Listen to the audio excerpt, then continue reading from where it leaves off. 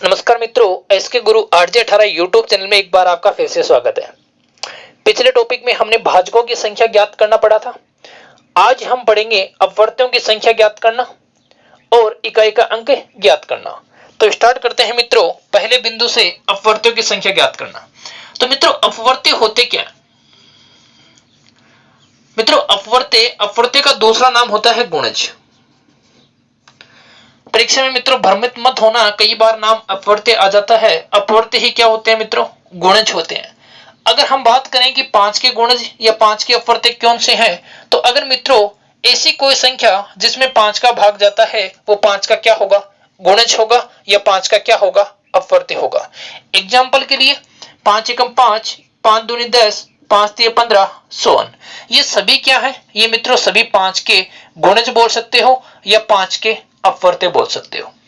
अब मित्रों अपवर्त्य के संदर्भ में किस प्रकार हमसे क्वेश्चंस पूछे जाते हैं, उन पे हम चर्चा करते हैं। तो मित्रों पहले हम इजी से शुरुआत करते हैं और क्वेश्चंस मित्रों आपसे पूछ लिया कि 1 से 100 तक, 1 से लेकर 100 तक की संख्याओं में 3 के कितने गुणज हैं या 3 के कितने अपवर्त्य हैं। 1 से लेकर 100 तक की संख्या में 3 के कितने गुणज हैं या 3 के कितने अपवर्त्य हैं। तो मित्रों ध्यान देना कि जब भी हम अपवर्त्य निकालेंगे तो क्या करेंगे, छोटी संख्या और बड़ी संख्या दोनों में जिस संख्या के हमें अपवर्त्य निकालने हैं उसका क्या करेंगे मित्रों, भाग देंगे। तो मित्रों एक तो 3 से छोटा है तो इसमें भाग देने की हमें जरूरत नहीं है। अगर हम 100 में 3 का भाग दें तो भाग है वो अपना कितनी बार गया? 33 बार गया। इसका मतलब क्या हुआ मित्रों, इसमें 3 के जो गुणज हैं वो कितने होंगे? 33 होंगे। आपने इस क्वेश्चन को इजीली समझ लिया होगा। क्या क्या मित्रों, जो हमारे पास में संख्या थी उसमें हमने किसका भाग दे दिया? 33 का भाग दे दिया। किसका भाग दे दिया? सॉरी, 3 का भाग दे दिया, क्योंकि हमसे किसके पूछे थे? 3 के अपवर्त्य या 3 के गुणज पूछे थे। भाग कितनी बार गया? 33 बार। और ये 33 क्या होगा? 1 से लेकर 100 तक की संख्याओं में 3 के गुणज। एक एग्जांपल और समझते हैं मित्रों। 10 से 100 के बीच, 10 से 100 के बीच 3 के कितने गुणज है? तो मित्रों यहां ध्यान देना, 10 3 से बड़ी संख्या है और 100 भी 3 से बड़ी संख्या है। ठीक है, तो आप लोग क्या करोगे, 10 में 3 का भाग दोगे और 100 में मित्रों किसका भाग दोगे? 3 का भाग। 100 में अगर आपने 3 का भाग दिया तो कितना आ गया? 33। और 10 में मित्रों आपने 3 का भाग दिया तो कितना आ गया? 3।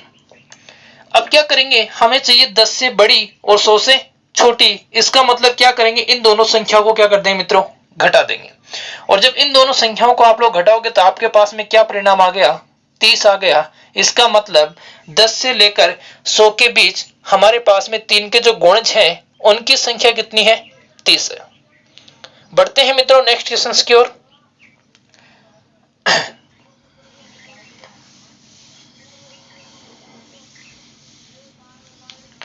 और मित्रों अपने पास में क्वेश्चन क्या है? क्वेश्चन है 10 से लेकर 125 तक 4 के कितने गुणज है? 10 से लेकर 125 तक 4 के कितने गुणज है? तो मित्रों क्या करेंगे, सबसे पहले 10 में 4 का भाग देंगे, फिर 125 में 4 का भाग देंगे। 10 में हमने 4 का भाग दिया, 2 टाइम दिया, और 125 में हम जब 4 का भाग देंगे तो मित्रों 4 तिये 12 और 4 एकम 4, 31 बार गया। तो अपवर्त्यों की संख्या मित्रों कितनी हो जाएगी? 29 हो जाएगी। उम्मीद करता हूं कि ये तीनों क्वेश्चंस इजी थे और आपने बहुत इजी तरीके से समझे होंगे। बढ़ते हैं मित्रों नेक्स्ट क्वेश्चन की ओर।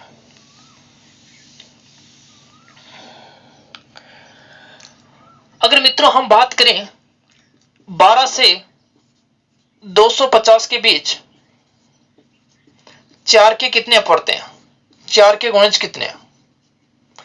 अब ध्यान देना मित्रों, जब मैं 12 में 4 का भाग दूंगा तो भाग पूरा पूरा जाएगा और कितनी बार जाएगा? 3 बार जाएगा। और जब मैं 250 में 4 का भाग दूंगा तो मेरे पास में जो संख्या है वो क्या आएगी? 4 6 24, और अपने पास में कितने बच गए? 1 बच गए, 4 दूनी 8। कितनी बार गया मित्रों? 62 बार गया। 4 6 24 और बच गया 1, 4 दूनी 8, 62 बार गया। तो जो अपवर्त्यों की संख्या है वो कितनी हो जाएगी मित्रों? 62 - 3 और कितना आ जाएगा? 59 आ जाएगा। 62 माइनस 3 और कितना आ जाएगा मित्रों, 59 आ जाएगा। लेकिन ध्यान देना मित्रों, काफी गाइडों में एक बात लिखी हुई है, उस बिंदु को मैं आपके सामने प्रस्तुत कर रहा हूं। क्या लिखा हुआ है, जब बड़ी संख्या पूर्णतः कट जाए तो एक कम करते हैं,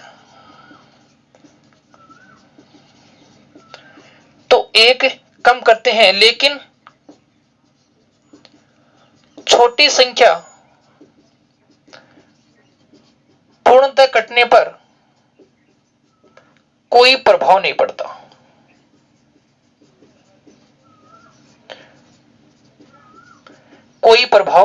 पड़ता। मित्रों, इन लाइनों को आप लोग ध्यान से समझना कि जब बड़ी संख्या पूर्णतः कट जाए तो एक कम करते हैं, लेकिन जब छोटी संख्याएं पूर्णतः कटती है तो कोई प्रभाव नहीं पड़ता। कहने का मतलब, यहां कटने का मतलब क्या है, यहां कटने का मतलब यह है कि जब 12 में हमने 4 का भाग दिया तो भाग क्या गया मित्रों, पूरी भाग गया। और ये 12 क्या है मित्रों, इन दोनों में से छोटी संख्या है। और मैंने क्या कहा, लेकिन छोटी संख्या पूर्णतः कटने पर कोई प्रभाव नहीं पड़ेगा। कहने का मतलब, जिस प्रकार हम पहले आंसर निकाल रहे थे उसी प्रकार हम क्या करेंगे, अब भी आंसर निकालेंगे। बढ़ते हैं मित्रों नेक्स्ट क्वेश्चंस की ओर। ये दोनों बातें मित्रों मैं आपको समझाऊंगा कि प्रभाव पड़ता है या नहीं पड़ता है और कैसे नहीं पड़ता है, दोनों बातें मैं आपको समझाऊंगा। चलो देखो, इनको समझने का प्रयास करना। एक हमने क्वेश्चन ले लिया और हमने एक छोटी सी संख्या ले ली। एक संख्या मित्रों हमने ली 6 और 6 से लेकर 17 तक, 6 से लेकर 17 तक 3 के गुणज कितने। ठीक है मित्रों, एक हमने क्वेश्चन लिया 5 से लेकर 15 तक 3 के कितने गुणज है। इन दोनों बातों से मित्रों आप लोग समझने का प्रयास करना कि ये दोनों पॉइंट किस प्रकार क्लियर होते हैं। और इसके बाद में मैं एक क्वेश्चन और ले रहा हूं, और वो क्वेश्चन मित्र क्या है कि 6 से लेकर 15 तक 3 के कितने गुणज है। 6 से लेकर 15 तक नहीं मित्रों, बीच का नाम आता है परीक्षा में, इस बात का भी ध्यान रखना।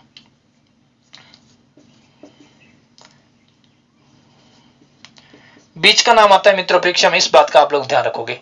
अब देखना, हमसे पूछा है 6 से 17 के बीच 3 के कितने गुणज है। अब अगर मैं 6 में 3 का भाग दूं तो मित्रों 2 टाइम गया, और अगर मैं 17 में 3 का भाग देता हूं तो मित्रों कितने टाइम गया, 5 टाइम। इसका मतलब 5 माइनस 2 बराबर कितने गुणज है, 3 गुणज। कितने गुणज आए मित्रों, 3 गुणज आए। अब इसकी बात करें 5 से लेकर 15 तक, तो अगर मैं मित्रों 5 में 3 का भाग देता हूं तो एक बार जाता है। 15 में मित्रों मैं 3 का भाग देता हूं तो हमारा कितना जाता है, 5 बार जाता है। और जब इनका हम अंतर करेंगे तो कितने गुणज होने चाहिए, 4 होने चाहिए। यहां मित्रों बात करते हैं, 6 में मैं भाग दूंगा तो मित्रों कितनी बार जाएगा, 2 बार। 15 में मैं 3 का भाग दूंगा तो मित्रों कितनी बार जाएगा, 5 बार। इसका मतलब यहां गुणज कितने होने चाहिए, 3। देखते हैं कि ऐसा होता है या नहीं होता है। तो मित्रों 6 के बाद में जो बड़ी संख्या आएगी वो अपनी आएगी 3 के गुणज में 9। 9 के बाद में मित्रों अपने पास में जो बड़ी संख्या आएगी वो आएगी 12। हमारा जो आंसर निकल के आया वो मित्रों कितना था, 3। लेकिन हमारे पास में जो गुणज है वो कितने हैं, 2 हैं। हमारे पास में जो गुणज है वो कितने हैं, 2 हैं। ये ऐसा क्यों हुआ, तो मित्रों ध्यान देना, जब बड़ी संख्या पूर्णतः कट जाएगी तो अपना जो आंसर है वो 1 कम होगा। मैंने क्या लिखा, जब बड़ी संख्या पूर्णतः कट जाएगी तो हम 1 कम करते हैं, तो अपना जो आंसर है वो कितना होगा, 1 कम होगा। यहां हमारे पास में आंसर कितना आ रहा था, 3 आ रहा था, तो हम इसमें से क्या कर देंगे मित्रों, 1 कम कर देंगे और आंसर कितना हो जाएगा, 2 हो जाएगा। ठीक है मित्रों, इस बात का ध्यान रखना।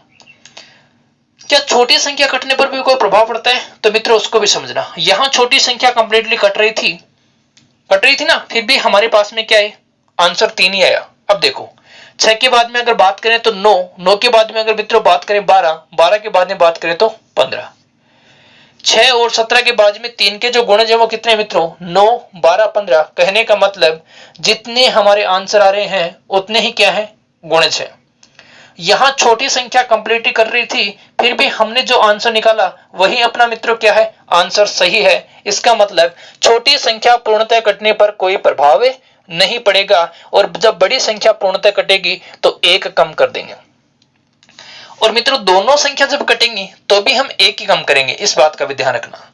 जहां हमने ये किया था यहां दोनों संख्याएं कट रही थी। यहां मित्रों अपने पास में बड़ी संख्या कट रही है। 5 से लेकर 15 के बीच में मित्रों हमसे पूछा गया है, हमारा जो आंसर है मित्रों वो कितना आ रहा है, 4 आ रहा है। अब देखते हैं 4 आएगा या नहीं आएगा। तो 5 के बाद में अगर बात करें 6, 6 के बाद में मित्रों 9, 9 के बाद में मित्रों कितना होगा, 12 होगा। आंसर कितना आना चाहिए मित्रों, 3 आना चाहिए, लेकिन आ रहा है कितना है, 4। ये 4 क्यों आ रहा है, क्योंकि बड़ी संख्या पूर्णतः कट रही है, और जब बड़ी संख्या पूर्णतः कटेगी तो आंसर कितना होगा, 1 कम होगा तो आंसर 3 होगा। ठीक है मित्रों, तो उम्मीद करता हूं कि इन छोटे छोटे एग्जाम्पल के माध्यम से आपने ये बातें सीखी होंगी कि जब बड़ी संख्या पूर्णतः कट जाएगी तो हम 1 कम करेंगे, छोटी संख्या पूर्णतः कटने पर कोई भी प्रभाव नहीं पड़ेगा। तो बढ़ते हैं मित्रों एक शानदार क्वेश्चन की ओर।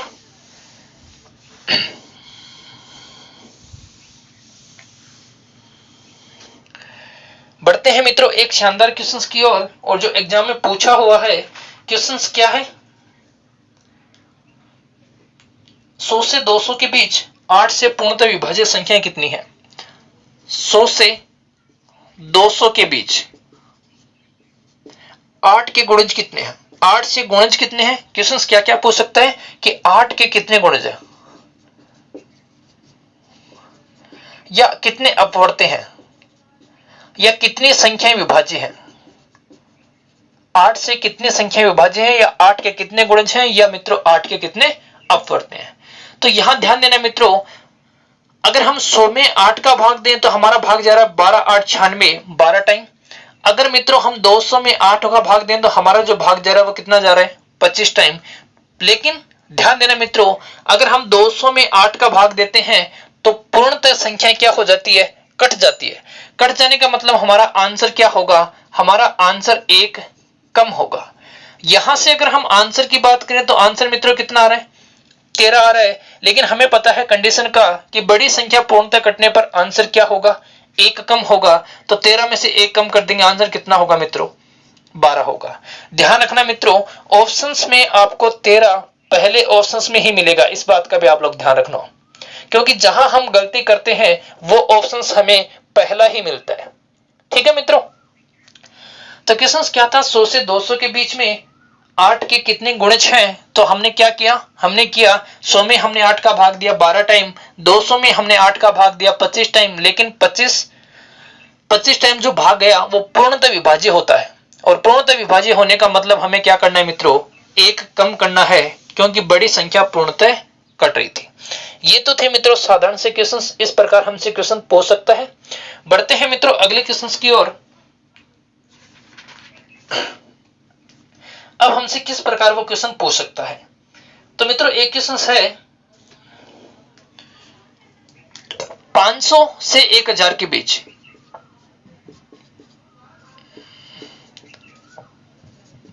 500 से 1000 के बीच 2, 3 व 4 से पूर्णतः विभाज्य संख्या कितनी है।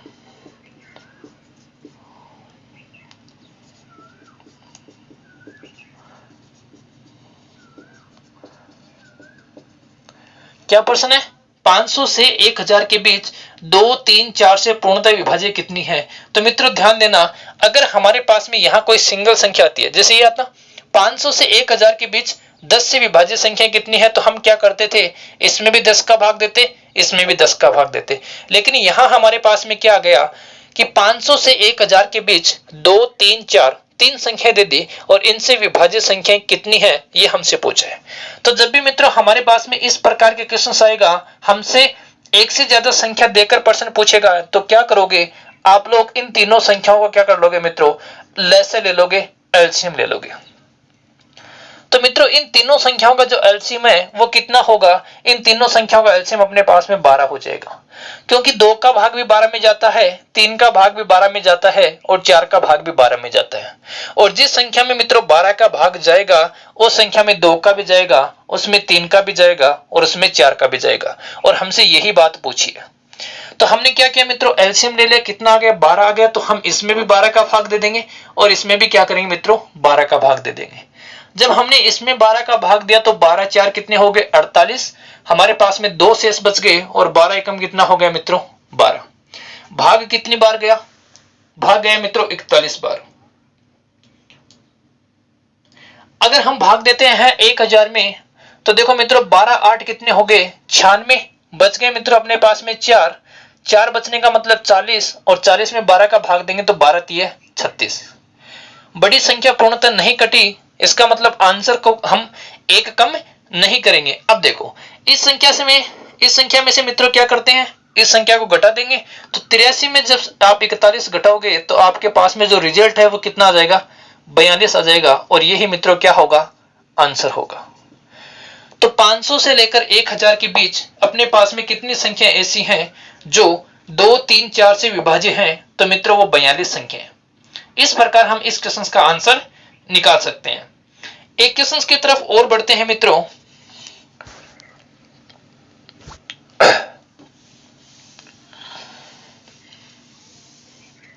एक क्वेश्चन की तरफ और बढ़ते हैं, और क्वेश्चन क्या है, 200 एवं 600 के बीच 200 एवं 600 के बीच 4 5 6 से कितनी संख्याएं विभाज्य हैं, 4 5 6 से। तो मित्रों ध्यान देना, सबसे पहले हम क्या करेंगे, 4 5 और 6 का क्या लेंगे मित्रों, एलसीएम लेंगे। तो 4 5 6 का एलसीएम कितना हो जाएगा, आप लोग इस प्रकार एलसीएम निकाल सकते हो। एक तो मित्रों आपके पास में ये तरीका है। दूसरा 4 का मित्रों देखो 4 दूनी 8, 4 तिये 12, 4 चौक 16, 4 पंजे 20, 4 छिके 24, 4 7 28, 4 8 32, इस प्रकार भी निकाल सकते हो। जो कॉमन फैक्टर होगा वो ही क्या होगा मित्रों, एलसीएम होगा। या आप लोग अपने अंदाज से भी कर सकते हो कि जैसे 4 का भाग 5 का भाग और 6 का भाग किस किस संख्या में जा रहा है, ये ऐसे कर लो, 2 गुणा 2 4 हो गया, यहां हो गया 5, यहां हो गया 2 गुणा 3। इसका मतलब 4 गुणा 5 गुणा 3 ये क्या हो जाएगा मित्रों, एलसीएम हो जाएगा। 4 गुणा 5 गुणा 3 ये क्या हो जाएगा, एलसीएम हो जाएगा। तो 15 × 35, 5 × 15, 5 × 15 चौका कितने हो गए, 60। तो इन संख्याओं का जो एलसीएम है मित्रों कितना है, 60 है। इसका मतलब हमें इस संख्या में भी 60 का भाग देना है, और हमें इस संख्या में भी क्या करना है मित्रों, 60 का भाग देना है। जब मैंने इसमें 60 का भाग दिया तो कितनी बार गया, 3 बार, और जब मैंने इसमें 60 का भाग दिया तो मित्रों कितनी बार गया, 10 बार। लेकिन ये जो संख्या है वो क्या हुई, पूर्णतः विभाजित हो गई। इसका मतलब इन दोनों का अंतर कितना हो गया, 7, और अपना आंसर क्या होगा, एक कम होगा, क्या होगा मित्रों, 6 होगा। उम्मीद करता हूं कि यह बात आपको समझ में आई होगी। या हमने एक कम क्यों किया, क्योंकि यह संख्या पूर्णतः विभाजित हो गई, इसका मतलब हमारा आंसर क्या होगा, एक कम होगा। बढ़ते हैं मित्रों अपने नेक्स्ट बिंदु की तरफ, इकाई का अंक ज्ञात करना। इकाई का अंक ज्ञात करना। मित्रों एक बार मैं सारी बातें आपको फिर से रिपीट करता हूं कि किस प्रकार हमसे क्वेश्चंस पूछेगा गुणज और अपवर्त्य को लेकर, और किस प्रकार मित्रों हम आंसर देंगे। तो अगर हम गुणज और अपवर्त्य की बात करें तो हमारे पास में क्या होंगी, 2 संख्या होंगी, और उनके बीच हमसे किसी न किसी संख्या के अपवर्त्य पूछेंगे। तो मित्रों इसमें हमें 2 मेन बातों को याद रखना है। 2 मेन बातें क्या हैं, छोटी संख्या में भी उसी संख्या का भाग देंगे जिसके बारे में हमसे पूछा गया है, और बड़ी संख्या में भी उसी संख्या का भाग देंगे जिसके बारे में हमसे पूछा गया। और जो दोनों का अंतर है वो क्या होगा, गुणज या अपवर्त्यों की संख्या। एक बिंदु और आता है कि जब बड़ी संख्या पूर्णतः कट जाएगी तो आंसर हम क्या करेंगे मित्रों, एक कम करेंगे, और अगर छोटी संख्या पूर्णतः कटती है तो कोई फर्क नहीं पड़ता। अब बात करते हैं मित्रों इकाई का अंक ज्ञात करना, और इसके संदर्भ में हमसे क्या क्या क्वेश्चन पूछ सकता है।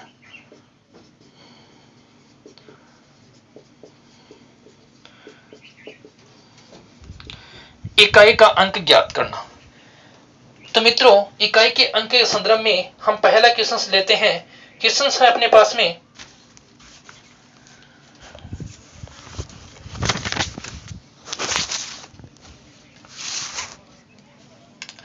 313 गुणा 172 गुणा 447 गुणा 114। अगर इनको हम मित्रों सरल करते हैं तो इकाई का अंक हमारे पास में क्या होगा। तो मित्रों जब भी हम इकाई का अंक ज्ञात करते हैं तो क्या होता है, देखो मित्रों जब हम 12 को 13 से गुणा करते हैं, इसका मतलब क्या होगा कि 2 गुणा होगा 3 से, और 2 3 से गुणा होगा तो हमारे पास में क्या आएगा, 6 आएगा। और ये जो 6 है वही क्या होगा मित्रों, इकाई का अंक होगा। तो यहां भी हम क्या करेंगे, 4 को गुणा करते हैं जब 7 से तो 28 आता है। 28 में मित्रों इकाई का अंक क्या है, 8 है। 8 को गुणा करेंगे 2 से तो कितना क्या आएगा, 16। 16 में इकाई का अंक क्या है, 6 है। और 6 को हम 3 से गुणा करेंगे तो मित्रों कितना आएगा, 18। इसका मतलब इस क्वेश्चन में जो इकाई का अंक है वो कितना हो जाएगा, 18 हो जाएगा। 18 में क्या हो जाएगा मित्रों, 8 हो जाएगा। बिल्कुल सरल क्वेश्चन था, इजीली हमने इसका आंसर निकाल लिया। अब बढ़ते हैं मित्रों ऐसे ही हम नेक्स्ट क्वेश्चन की ओर। और अपना नेक्स्ट क्वेश्चन क्या है, नेक्स्ट क्वेश्चन है मित्रों 416 गुणा 333 प्लस 2167 गुणा 118 माइनस 114 गुणा 113। इसको अगर हम मित्रों सरल करें तो हमारे पास में इकाई का अंक क्या होना चाहिए। तो ध्यान देना मित्रों, ये हो गए 6 3 18, 18 में इकाई का अंक क्या है मित्रों, 8 है। ये हो गया 7 8 56, 56 में इकाई का अंक क्या है, 6 है। और जब इन दोनों को जोड़ेंगे तो इकाई का अंक क्या होगा मित्रों, 4 होगा। देखो 6 गुणा 3 18, 18 में इकाई का अंक क्या है, 6 8 है। 7 8 56, 56 में इकाई का अंक क्या है मित्रों, 6 है। बीच में चिन्ह जोड़कर तो हमने दोनों को जोड़ा, 14 हो गए। 14 में इकाई का अंक क्या है, 4। यहां देखें ये कितना हो गया मित्रों, 4 3 12, और 12 में इकाई का अंक क्या है, 2 है। और चिन्ह किसका है मित्रों, बीच में माइनस का। तो हम क्या करेंगे, इधर वाले इकाई के अंक में से ये इकाई का अंक घटा देंगे क्योंकि चिन्ह किसका है, माइनस का। तो जब हम 4 में से 2 घटाएंगे तो इकाई का अंक मित्रों कितना आ जाएगा, 2 आ जाएगा। ये क्वेश्चन में मित्रों सरल ही था। बढ़ते हैं नेक्स्ट क्वेश्चन की ओर। एक तो हमसे मित्रों जोड़ को लेकर कोई क्वेश्चन पूछा जा सकता है, एक हमसे गुणा को लेकर कोई क्वेश्चन पूछा जा सकता है, एक मित्रों हमसे भाग को लेकर कोई क्वेश्चन पूछा जा सकता है। अब बात करेंगे मित्रों घात को लेकर क्या क्वेश्चन बनता है। घात में अगर हमें कोई क्वेश्चन दे रखा है तो उसका मतलब क्या होगा। मित्रों इस पॉइंट को आप लोग ध्यान से समझना, क्योंकि इसी पॉइंट को लेकर आजकल परीक्षा में काफी क्वेश्चन पूछे जाते हैं। तो मित्रों ध्यान से समझना कि घात के संदर्भ में हमसे किस प्रकार क्वेश्चन पूछ सकता है और किस प्रकार का क्वेश्चन बनेगा और हम उसको किस प्रकार सोल्व करेंगे। मित्रों जैसे बात करें 120 की पावर मित्रों हमें दे दी 124, यहां हमारे पास में इकाई का अंक क्या होगा। अगर मित्रों बात करें 11 की पावर हमें दे दी मान लो 99, यहां इकाई का अंक क्या होगा। अगर मित्रों बात करें कि 14 की पावर दे दी मित्रों हमें 775, यहां इकाई का अंक क्या होगा। तो मित्रों पहले आप लोग समझने का प्रयास करना कि अगर हम जीरो की कोई भी घात लेते हैं, जीरो की हम मित्रों कोई भी घात लेते हैं तो वहां पर हमारे पास में इकाई का अंक क्या होगा, जीरो ही होगा। उस पर हमारे पास में इकाई का अंक क्या होगा मित्रों, जीरो ही होगा, क्योंकि जीरो के किसी भी घात का मान क्या होता है, जीरो ही होता है। अगर मित्रों हम एक की बात करें और एक के ऊपर हम कोई भी घात लेते हैं तो उसका मान भी क्या होगा मित्रों, एक ही होगा। अगर एक की घात एक की तो एक आएगा, एक की घात 2 की तो भी एक आएगा, एक की घात 3 की तो भी एक आएगा। बात करते हैं मित्रों 2 की। अगर हमारे पास में 2 की घात 1 है तो हमारे पास में परिणाम क्या है मित्रों, 2 आया। अगर 2 की घात 2 है तो मित्रों परिणाम क्या आया, 4 आया। 2 की घात मित्रों 3 है तो परिणाम क्या आया, 8 आया। 2 की घात मित्रों 4 है तो परिणाम क्या आया, 16। 2 की घात 5 है तो मित्रों परिणाम क्या आया, 32। कहने का मतलब क्या है मित्रों कि 2 की 4 घात कंप्लीट होने के बाद में वही इकाई का अंक क्या हो जाता है, स्टार्ट हो जाता है। 2 की 4 घात कंप्लीट होने के बाद में वही इकाई का अंक स्टार्ट हो जाता है। जैसे ही हम 2 की पावर 6 करेंगे तो हमारे पास में क्या आएगा मित्रों, 64 आएगा। इसका मतलब क्या हुआ कि 2 का जो राउंड शेप है या 2 की जो साइक्लिसिटी है वो मित्रों कितनी है, 4। 2 की साइक्लिसिटी कितनी है मित्रों, 4 है। साइक्लिसिटी का मतलब ये है कि 2 है वो 4 घात के बाद में पुनः वही इकाई का अंक देना प्रारंभ कर देता है। अगर मित्रों हम 3 की बात करें तो 3 की पावर 1 का मतलब होता है 3, 3 की पावर मित्रों 2 का मतलब होता है 9, 3 की पावर 3 का मतलब होता है 27, 3 की पावर 4 का मतलब होता है 81, 3 की पावर 5 का मतलब होता है 243।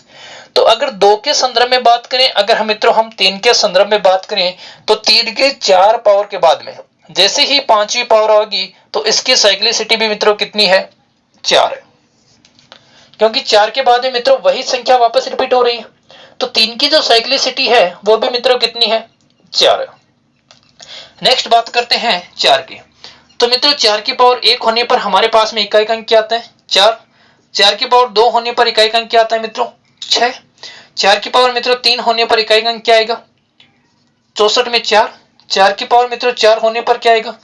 256। अब ध्यान देना मित्रों, अगर हमारे पास में कोई भी क्वेश्चन है और उसमें देखना 4 की हमारे पास में यहां एक विषम पावर है और विषम पावर होने पर इकाई अंक क्या आ रहा है? 4 आ रहा है। जैसे ही हमने 4 की सम पावर की तो इसमें इकाई अंक क्या आ रहा है मित्रों? 6 आ रहा है। जैसे ही हम 4 की पावर फिर विषम करते हैं तो इकाई अंक क्या आ रहा है? 4 आ रहा है। जैसे ही हम 4 की पावर सम करते हैं तो इकाई अंक क्या आ रहा है? 6 आ रहा है। इसका मतलब क्या हुआ कि 4 की विषम पावर के लिए इकाई का जो अंक है वो 4 होगा और 4 की सम पावर के लिए इकाई का जो अंक है वो कितना होगा? 6 होगा। इसका मतलब इस क्वेश्चन का जो आंसर है वो क्या होगा मित्रों? विषम पावर है या सम है? विषम पावर है। इसका मतलब इसका जो इकाई अंक है वो कितना होगा? 4 होगा। उम्मीद करता हूं मित्रों ये बात आपके दिमाग में फिट हो गई होगी, आपने ये बात कंप्लीटली समझ ली होगी कि 4 की विषम पावर होने पर इकाई का अंक 4 होगा, 4 की सम पावर होने पर इकाई का अंक क्या होगा? 6 होगा। बढ़ते हैं मित्रों 5 की तरफ। देखना, अगर मैं 5 की पावर 1 करता हूं तो भी 5 आता है, 5 की पावर मैंने मित्रों 2 की तो 25 में 5 आएगा, 5 की पावर 3 की तो 125। इसका मतलब यह है कि 5 की किसी भी पावर के लिए 5 की किसी भी पावर के लिए इकाई का अंक है वो 5 ही होगा, वो चेंज नहीं होगा। बात करते हैं मित्रों 6 की। तो 6 की पावर 1 का मतलब होता है 6, 6 की पावर 2 का मतलब होता है 36, 6 की पावर 3 का मतलब होता है 216। इसका मतलब 6 की सम पावर या विषम पावर कोई भी पावर हो वहां भी इकाई का अंक क्या होता है? 6 ही होता है। फिर मित्रों बात करें 7 की। अगर हम 7 की बात करें तो 7 की पावर 1 का मतलब होता है 7, 7 की पावर 2 का मतलब होता है 49, 7 की पावर 3 का मतलब होता है अपने पास में 343 और 7 की पावर 4 का मतलब होता है 2401 और 7 की पावर 5, 7 की पावर 5 कितनी हो जाएगी मित्रों? 24 को 1 को हमें 7 से गुणा करना पड़ेगा तो इकाई का अंक कितना आएगा? 7 आएगा। इसका मतलब क्या हुआ कि 7 के लिए भी इकाई का अंक कितनी पावर के बाद में चेंज हुआ? 5 पावर के बाद में। 5 पावर के बाद में इकाई का अंक क्या हो गया मित्रों? पहली पावर के सेम हो गया। तो 2 की, 3 की और 7 की साइक्लिसिटी मित्रों कितनी है? 4 है। फिर बढ़ते हैं मित्रों 8 को लेकर। तो 8 की पावर 1 का मतलब 8 होता है, 8 की पावर 2 का मतलब मित्रों 64, 8 की पावर 3 का मतलब 8 की पावर 3 का मतलब मित्रों कितना होगा? 512 और 8 की पावर 4 का मतलब मित्रों कितना हो जाएगा? 8 की पावर 4 का मतलब है 64 गुणा 64 और 64 को 64 से गुणा करेंगे मित्रों कितना आएगा? इकाई का अंक 6 आएगा। और मित्रों जब 8 की पावर 5 की बात करें तो इसको जब एक बार और 8 से गुणा करेंगे तो मित्रों इकाई का अंक क्या आएगा? 8 आएगा। ठीक है। इसका मतलब क्या हुआ कि जो 8 की साइक्लिसिटी है वो भी मित्रों कितनी है? 4 है। तो हमारे पास में 4 नंबर ऐसे आ गए। एक तो नंबर है मित्रों 2, एक मित्रों 3, एक 7 है और एक 8 है। ये 4 नंबर ऐसे हैं जिनकी साइक्लिसिटी मित्रों कितनी है? 4 है। जिनकी साइक्लिसिटी मित्रों कितनी है? 4 है। अगर बात करें संख्या 9 की, अगर मित्रों बात करें हम संख्या 9 की, तो 9 की पावर जब 1 होती है तो इकाई का अंक क्या होगा? 9 होगा। 9 की पावर 2 होगी तो इकाई का अंक क्या होगा? 1 होगा। 9 की पावर 3 होगी तो इकाई का अंक क्या होगा? 9 होगा। इसका मतलब 9 की विषम पावर के लिए इकाई का अंक 9 होगा और 9 की सम पावर के लिए इकाई का अंक क्या होगा? 1 होगा। एक और हमने यहां पढ़ा था, एक और हमने अब पढ़ लिया, 9 की विषम जब पावर होगी तो इकाई का अंक 9 होगा और 9 की सम पावर के लिए इकाई अंक क्या होगा मित्रों? 1 होगा। अब यहां से हमारे 3 पॉइंट बन गए। यहां से मित्रों हमारे 3 पॉइंट बन गए और तीनों पॉइंट आपके बोर्ड पर लिखे हैं। पॉइंट पहला क्या है? 4 और 9 के संदर्भ में है 4 और 9 के संदर्भ में मित्रों क्या होता है कि जब 4 की पावर विषम होगी तो इकाई का अंक 4 होगा, 4 की पावर सम होगी तो इकाई का अंक 6 होगा, 9 की पावर विषम होगी तो इकाई का अंक 9 होगा, 9 की पावर सम होगी तो इकाई का अंक क्या होगा मित्रों? 1 होगा। अगर 0 की कोई भी पावर है, चाहे सम हो चाहे विषम हो, कोई भी पावर होने पर इकाई का अंक क्या होगा मित्रों? 0 होगा। 1 की कोई भी पावर हो उसके लिए इकाई का अंक क्या होगा? 1 होगा।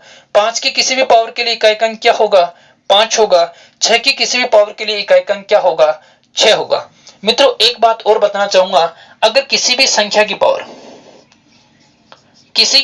पावर 0 है तो वहां इकाई का अंक क्या होगा? 1 होगा। वहां जो परिणाम है वो क्या होगा मित्रों? 1 होगा। इस बात का भी आप लोग क्या करोगे? ध्यान रखोगे। किसी भी संख्या की पावर अगर 0 है, किसी भी संख्या की मित्रों पावर अगर 0 है तो वहां इकाई का अंक लो चाहे उसका परिणाम लो, क्या होगा? 1 होगा। इस बात का भी आप लोग क्या करोगे? ध्यान रखोगे। तो मित्रों आप लोग नोट लगा के 2-3 बिंदु लिख सकते हो। पहला बिंदु क्या है? पहला बिंदु यह है, यदि 0, 1, 5 और 6 के संदर्भ में कोई भी घात हो, यदि 0, 1, 5, 6 के संदर्भ में कोई भी घात हो तो उनके इकाई के अंक भी क्रम से 0, 1, 5, 6 ही होंगे। क्या समझा मित्रों? इन चारों अंकों की किसी भी घात के लिए इकाई के अंक क्या होंगे? ये 4 ही होंगे। पहला पॉइंट मित्रों आपका क्लियर हुआ। एग्जाम्पल के लिए जैसे आपसे एग्जाम्पल पूछ लिया कि 125 की पावर 999, इसमें इकाई का अंक क्या होगा? तो मित्रों 5 की किसी भी पावर के लिए इकाई का अंक क्या होता है? 5 होता है। तो इसका इकाई का अंक क्या होगा मित्रों? 5 होगा। अगर आपसे पूछ लिया कि 416 और इसकी पावर है मित्रों 9999 या 9999 की बजाय कर दे 99 या हम एक और लगा दें, कुछ भी लगा दें मित्रों, यहां इकाई का अंक क्या होगा? 6 होगा। तो एक पॉइंट ये आपका क्लियर होगा। 0, 1, 5, 6 के लिए इकाई का अंक क्या होते हैं? 0, 1, 5, 6 ही होते हैं। फिर मित्रों दूसरा पॉइंट क्या है? दूसरा पॉइंट आपका ये है कि 4 की विषम घात के लिए इकाई का अंक 4 होता है, 4 की सम घात के लिए इकाई का अंक 6 होता है, 9 की विषम घात के लिए इकाई का अंक 9 होता है और 9 की सम घात के लिए इकाई का अंक क्या होता है? 1 होता है। तो अपने पास में एक पॉइंट हमने यहां लिखा, दूसरा पॉइंट हमारा यहां क्लियर हो गया। ये तीसरा पॉइंट है। मित्रों ध्यान देना,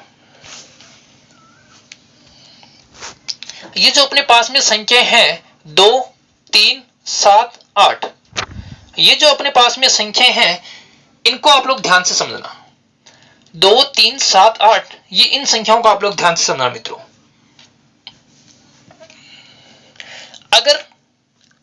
अगर इन संख्याओं के संदर्भ में बात करें मित्रों, अगर किसी भी संख्या के अंत में, अगर मित्रों किसी भी संख्या के अंत में आपको 2 दिखाई दे तो वो संख्या पूर्ण वर्ग संख्या नहीं होगी। अगर मित्रों किसी भी संख्या के अंत में आपको 2 दिखाई दे वो पूर्ण वर्ग नहीं होगी। अगर आपको 3 दिखाई दे पूर्ण वर्ग नहीं होगी। अगर 7 दिखाई दे पूर्ण वर्ग नहीं होगी। 8 दिखाई दे वो संख्या पूर्ण वर्ग नहीं होगी। तो यहां से आपके दिमाग में एक पॉइंट और सेट हो गया। पॉइंट मित्रों क्या सेट हुआ कि 2, 3, 7, 8 ये किसी भी संख्या के अगर अंत में आती हैं तो वो संख्या पूर्ण वर्ग नहीं हो सकती। इस बात को मित्रों आप लोग अपने दिमाग में सेट कर लें। ठीक है, इन्हीं संख्याओं से लेकर हमने एक क्लू और निकाल लिया। ये तो पूर्ण वर्ग संख्याओं की बात। अगर हम बात करें मित्रों पूर्ण घन संख्याओं की, अगर मित्रों हम बात करें पूर्ण घन संख्याओं की तो हमने संख्या लिखी 2, 3, 7, 8। अगर इन्हीं संख्याओं को हम लिख दें 8, 7,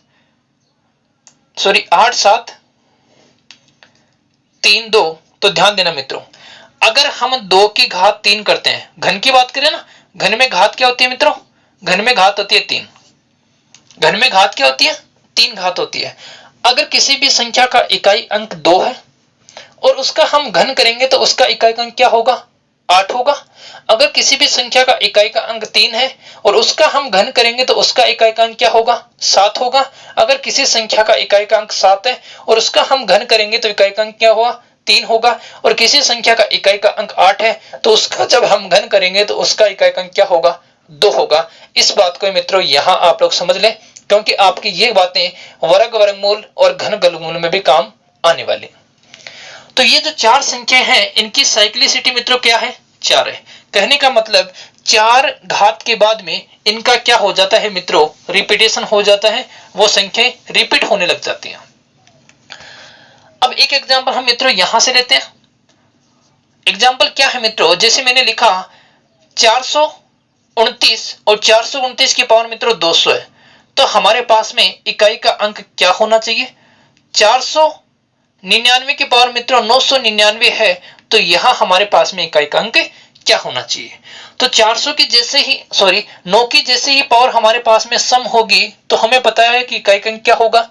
1 होगा। और 9 की पावर जैसे ही मित्रों हमें विषम दिखाई देगी तो इकाई का अंक क्या होगा? 9 होगा। आप लोग डायरेक्टली इन चारों बातों को याद करके आंसर दे सकते हो। बढ़ते हैं मित्रों नेक्स्ट।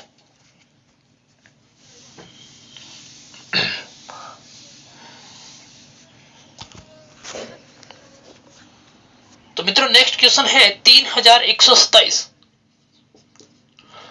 3127 और मित्रों इसकी पावर हमें दे रखी है 173। इसमें इकाई का अंक क्या होगा? तो मित्रों एक बात मैंने बताई थी, जब भी हमारे पास में 2, 3, 7 और 8 ये मित्रों हमारे पास में जब 4 अंक आएंगे, इसका मतलब इनकी जो साइक्लिसिटी है वो मित्रों क्या है? 4 है। जब इसकी साइक्लिसिटी 4 है, इसका मतलब हम क्या करेंगे मित्रों? हम घात में 4 का भाग देंगे।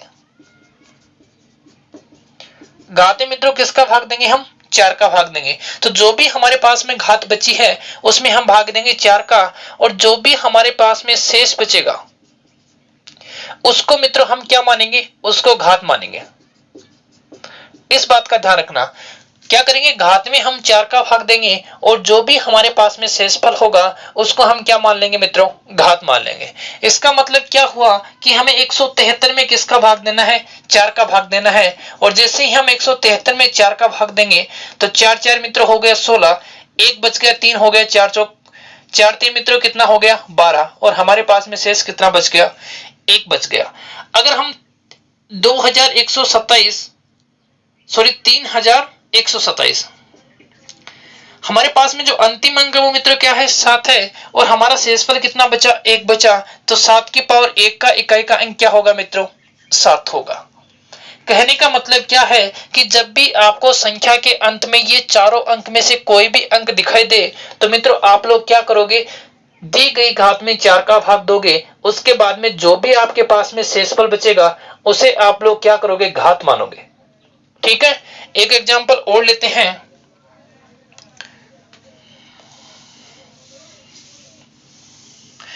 एग्जांपल है मित्रों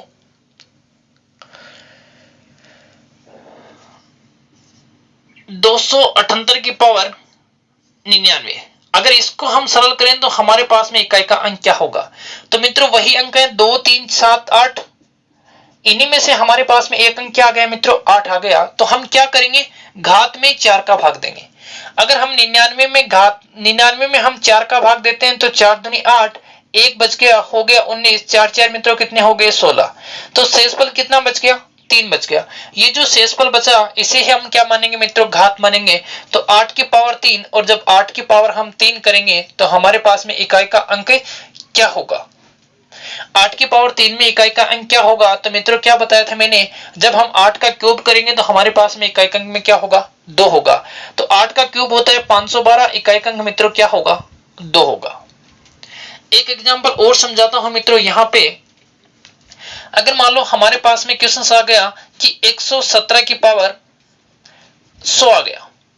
मित्रों मेरे पास में क्वेश्चन आ गया कि 117 की पावर कितनी हो गई? 100 हो गई। और जब हम 100 में 4 का भाग देंगे तो मित्रों ये 4 का भाग है, ये पूरा पूरा जाएगा, और ये पूरा पूरा मित्रों कितनी बार जाएगा? ये पूरा पूरा जाएगा 25 बार। अगर ऐसी कंडीशन हमारे पास में पैदा हो जाती है कि 4 से सारे जो घात है वो 4 से पूर्णतः कट जाती है, अगर ऐसी कंडीशन मित्रों हमारे पास में आएगी तो हम क्या करेंगे? इस घात को क्या मानेंगे मित्रों? 4 ही मान लेंगे। जब 4 से पूर्णतः कट जाएगी तो उस घात को मित्रों हम क्या मानेंगे? 4 मानेंगे। इसका मतलब यहाँ जो आंसर होगा वो क्या होगा, 7 की घात 4। और 7 की घात 4 का मित्रों इकाई का अंक क्या होगा, 1 होगा, क्योंकि 7 की घात 4 का मतलब होता है 2401। तो यहां से हमने एक बात और सीख ली कि जब घात है वो 4 से पूर्णतया कट जाएगी, तो 4 से पूर्णतया कट जाएगी, इसका मतलब क्या होगा कि हम घात कितनी मानेंगे, 4 मानेंगे। मित्रों 2-3 एग्जाम्पल और करते हैं, उसके बाद में आज का अपना चैप्टर फिनिश हो जाएगा। एग्जाम्पल क्या है, एग्जाम में पूछा हुआ है 2467। 2467 की पावर मित्रों दे रखी है 153, और साथ में दे रखा है गुणा 341 की पावर 72। अगर इनको हम गुणा करें तो मित्रों हमारे पास में यूनिट डिजिट मतलब इकाई का अंक क्या होगा। तो यहां तो मित्रों हमारे पास में अंतिम अंक 1 है, और 1 की किसी भी पावर के लिए जो इकाई का अंक है वो इतना मित्रों कितना होगा, 1 ही होगा। तो 1 गुणा, यहां हमारे पास में अंतिम अंक क्या है मित्रों, 7 है, और 7 की साइक्लिसिटी मित्रों कितनी होती है, 4 होती है। तो हमें घात में क्या करना पड़ेगा, 4 का भाग देना पड़ेगा। तो 153 में हम जब 4 का भाग देंगे तो 4 3 मित्रों हो गए 12, हमारे पास में 3 शेष बच गए, ये हो गया 33, और 4 8 होते हैं मित्रों 32। तो शेषफल कितना बचा, 1 शेषफल बचा। इसका मतलब क्या होगा, 7 की पावर 1। जो भी शेषफल बचेगा उसे इकाई के अंक के ऊपर लिख देंगे। तो यहां से बन गया 7, और 7 को मित्रों 1 से गुणा करेंगे तो इकाई का अंक क्या होगा, 7 होगा। उम्मीद करता हूं मित्रों ये क्वेश्चन आपका क्लियर हो गया होगा, और इसका जो आंसर है वो मित्रों कितना हो गया अपने पास में, 7 हो गया। ऐसे ही हम एक एग्जाम्पल की तरफ और बढ़ते हैं। ये एग्जाम्पल में मित्रों परीक्षा में पूछा हुआ है, और मित्रों एग्जाम्पल क्या है, एग्जाम्पल है 7 की पावर 95 माइनस 3 की पावर 58। अगर इसको हम सरल करें तो हमारे पास में इकाई का अंक क्या होगा मित्रों, हमें ऑप्शंस दे रखे हैं 0 4 6 7, ये हमारे पास में ऑप्शंस है। तो मित्रों यहाँ 7 की साइक्लिसिटी भी 4 है, 3 की साइक्लिसिटी भी 4 है, इसका मतलब दोनों घात में हम 4 का भाग देंगे। और 95 में जब हम 4 का भाग देंगे तो हमारे पास में शेषफल कितना बचेगा, 4 दूनी 8, 15 हो गया, 4 3 12, मित्रों शेषफल कितना बच गया, 3 बच गया। और 7 की जब हम पावर 3 करेंगे तो इकाई का अंक होगा मित्रों 3, क्योंकि 7 की पावर 3 का मतलब होता है 343, और 343 में इकाई का अंक क्या हो गया मित्रों, 3 हो गया। अब बात करते हैं 58 में। 58 में जब मित्रों हम भाग देंगे 4 का तो ये हो जाएगा 15 4 60 हो गए, तो 4 का भाग देंगे, 4 एकम 4, 1 हमारे पास में 18, तो 4 चौके 16, 14 चौक 56, कितना शेष बचा मित्रों, 2 शेष बचा। तो 7 की पावर 3 माइनस 3 की पावर मित्रों क्या हुई, 2 हुई। तो 7 की पावर 3 में इकाई का अंक क्या हुआ, 3, और 3 की पावर 2 में मित्रों इकाई का अंक क्या होगा, 9 होगा। इसका मतलब क्या होगा, 3 माइनस 9 हमारे पास में इस प्रकार का रिजल्ट आ गया। हमें चाहिए इकाई का अंक। तो मित्रों ये मत करना कि 3 में से आपने 9 घटा दिया और बोलोगे इकाई का अंक 6 हो गया, ऐसा कुछ भी नहीं है। 3 में से 9 नहीं घटेगा, इसका मतलब इसे हम क्या बना लेंगे, 13 बना लेंगे, और जब 13 में से 9 घटाएंगे तो इकाई का अंक क्या होगा, 4 होगा। इसका मतलब इसमें जो दूसरा ऑप्शन है ये मित्रों करेक्ट होगा। ये भी ध्यान में रखना मित्रों, नेगेटिव हमारा आंसर नहीं होगा। जब भी आपके पास में यहां नेगेटिव आंसर आता है तो आप लोग या तो उसको 10 में से घटा लो, या आप लोग क्या करोगे, जो अंक आपके पास में छोटा है उसमें से आप बड़ी संख्या घटा रहे हो तो वहां पर आप लोग क्या कर दो, हासिल लेकर उसे 13 14 15 इस प्रकार संख्या बनाकर कर सकते हो। ठीक है मित्रों, तो इस प्रकार उम्मीद करता हूं कि ये दोनों क्वेश्चंस आपको समझ में आए होंगे। एक दो क्वेश्चंस में मित्रों और चर्चा करते हैं जो हमारे परीक्षा में पूछे गए हैं। एक क्वेश्चन और है मित्रों, 213 की पावर 116 इंटू 72 की पावर 118 इंटू 334 की पावर मित्रों 115। अगर इसको सरल करें तो हमारे पास में इकाई का अंक क्या होगा। तो मित्रों 3 की साइक्लिसिटी 4 होती है, 2 की साइक्लिसिटी 4 होती है, 4 हमारे पास है, और 4 की मित्रों जब जब विषम घात आएगी तो उसका इकाई का अंक क्या होगा मित्रों, 4 ही होगा। 4 के लिए, 6 के लिए, 3 के लिए और सॉरी 3 के लिए नहीं, 4 के लिए, 6 के लिए, 9 के लिए, 4 आ गया ना। हाँ देखो मित्रों, 4 व 9 के लिए क्या डिपेंड करता है, सम और विषम संख्याओं पे डिपेंड करता है।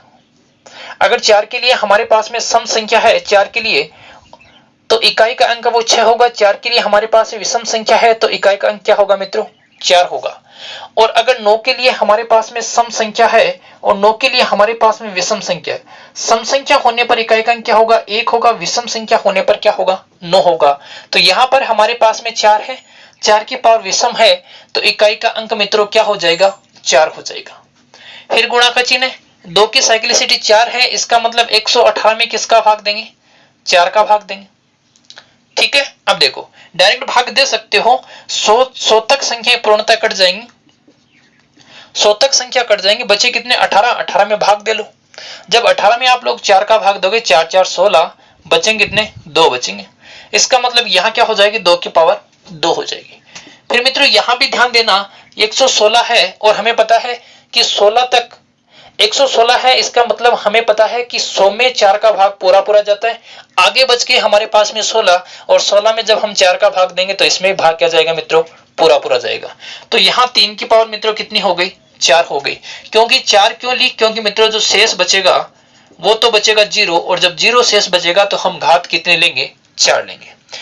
अब देखो ये 3 की पावर 4 है, और 3 की पावर 4 में जो इकाई का अंक है वो मित्रों अपना कितना होता है,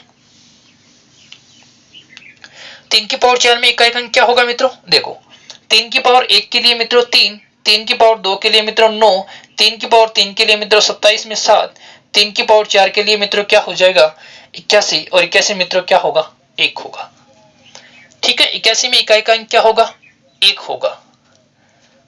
तो देखो 3 की पावर 4 में 1, यहां मित्रों 4 और यहां मित्रों 4, तो 4 4 कितने हो गए 16, और 16 में मित्रों इकाई का अंक क्या है, 6 है। इसका मतलब इसका जो आंसर होगा वो क्या होगा मित्रों, 6 होगा। चलते हैं मित्रों नेक्स्ट क्वेश्चन की ओर।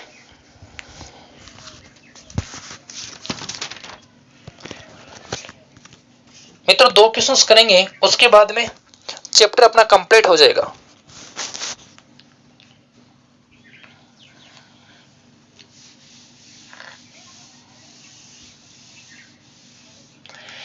एक क्वेश्चन है मित्रों अपना 264 की पावर 102 इंटू,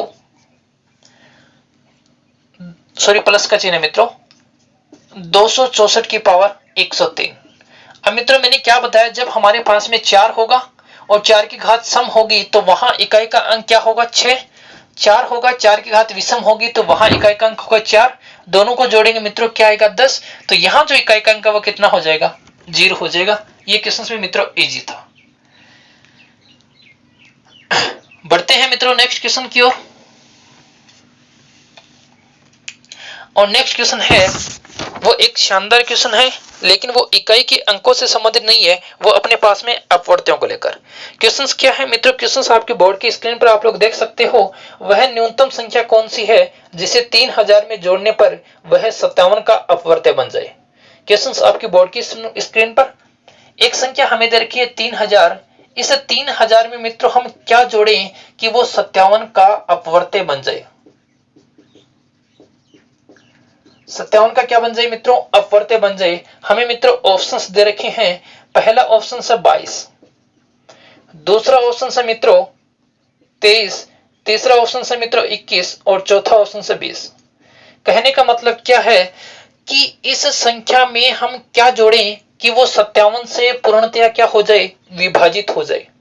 57 से पूर्णतया विभाजित हो जाए तो हम इसमें क्या जोड़ें मित्रों, ध्यान देना। अगर हम 57 के फैक्टर करते हैं तो हमारे पास आता है 3 और 19, 19 से क्या हो गया मित्रों, 57 हो गया। अब हमें क्या करना है, हमें टोटल देखना है, और हमें पता है कि पिछले लेक्चरों में हमने 3 का नियम पढ़ा था, और 3 का नियम क्या कहता है कि अंकों के योग में क्या होना चाहिए मित्रों, अंकों के योग में किसका भाग जाना चाहिए, 3 का भाग जाना चाहिए।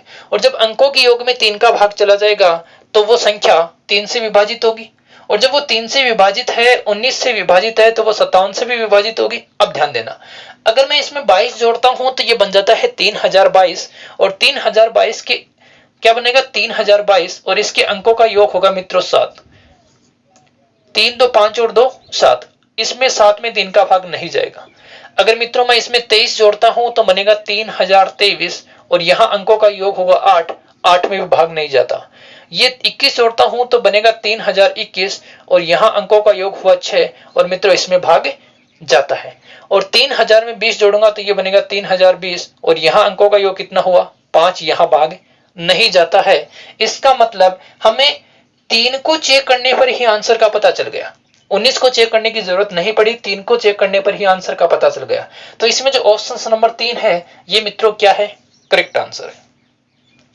उम्मीद करता हूं कि मित्रों ये जो मेरे द्वारा बताए गए क्वेश्चंस हैं आपको प्रॉपर समझ में आ रहे होंगे। अगर मित्रों ये क्वेश्चंस आप लोगों को समझ में आ रहे हैं, आपको वीडियो पसंद आ रहा है तो अपने ज्यादा से ज्यादा मित्रों को जोड़ने का प्रयास करें, क्योंकि मित्रों इस YouTube चैनल के माध्यम से आपको मिलेगा 100% कंटेंट और शानदार तरीके से मित्रों आपको कंटेंट देने का प्रयास करूंगा।